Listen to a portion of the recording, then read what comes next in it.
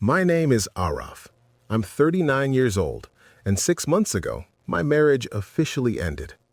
I'm telling you this not because it's shocking, not because there was cheating, not because there was drama, but because it was quiet. And sometimes quiet pain is the most dangerous kind.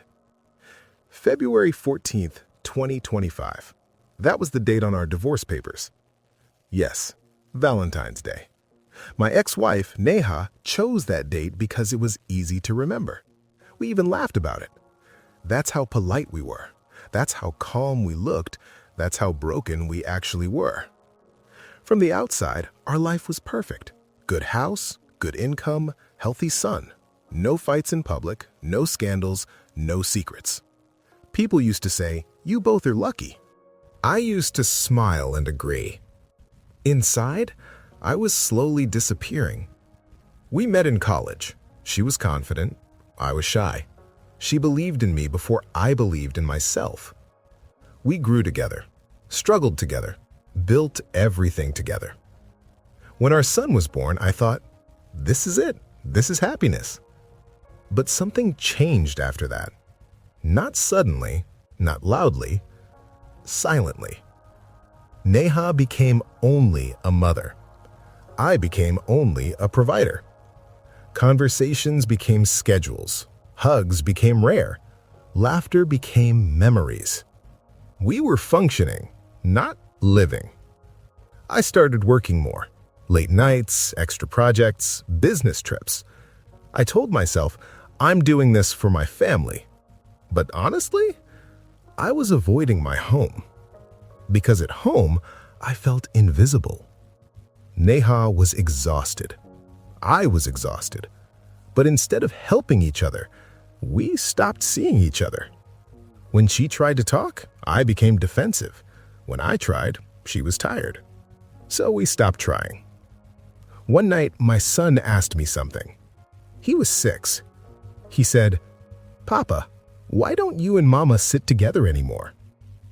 That question stayed in my chest for months because I had no answer.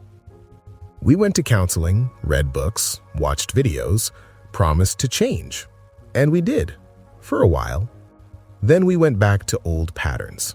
It wasn't hatred. It was emptiness. The worst kind. After 3 years of trying, Neha said something that changed everything. She said, "I don't feel chosen anymore. I feel managed." That sentence broke me. Because she was right. I wasn't loving her. I was maintaining her, like a responsibility, not a partner. Asking for divorce was mutual, but mutual doesn't mean painless. We cried, we doubted, we got scared. Society judged. Why are you breaking a good family? Think about the child. You people are selfish. Nobody asked if we were happy. My therapist asked me one question. Would you want your son to grow up thinking this is love? Silence. That was my answer. After separation, life felt strange. New apartment, empty evenings, cold bed. Sometimes freedom feels lonely first. I'd sit alone and think, did I ruin everything? Then I'd remember how lonely I felt while being married, and I knew I didn't. Slowly, I started finding myself again. Morning walks, old hobbies, reading, music. I started feeling alive. Not because life was easy, because it was honest. Neha's doing well now, so am I. We co-parent peacefully. Our son sees 2 parents who smile, not 2 people pretending. That matters. Here's what I learned. You don't need abuse to leave. You don't need betrayal. You don't need chaos. Sometimes, "I'm not happy anymore" is enough. Sometimes, staying is fear. Leaving is courage. I was afraid to start again at 39, single, with responsibilities, with doubts.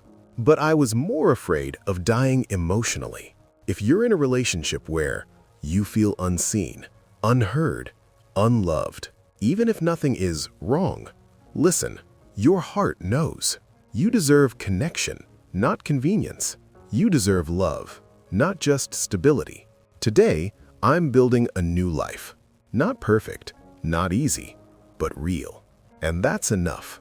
If this story touched you, remember, choosing yourself is not selfish, it's survival. And sometimes, walking away is how you finally come home to yourself.